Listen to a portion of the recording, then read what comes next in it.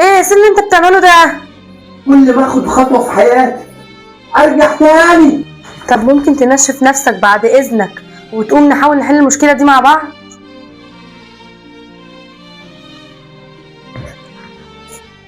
طب اقعد بقى عشان نفهم اللي انت عملته ده ايه.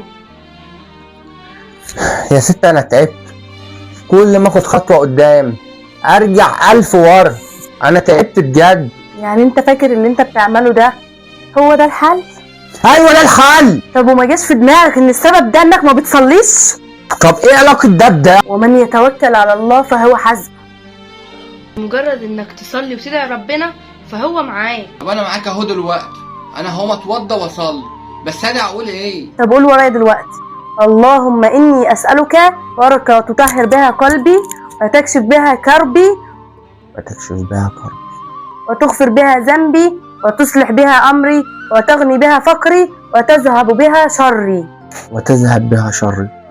طب يلا بقى قوم صلي واقرا الدعاء ده وإن شاء الله ربنا هيفتحها علينا.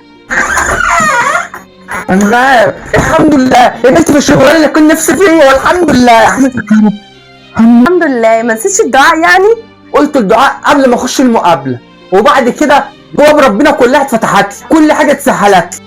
احفظ بقى الدعاء ده عشان كل صعب هتلاقيه، وافتكر طول ما انت مع ربنا عمره ما هيسيبك.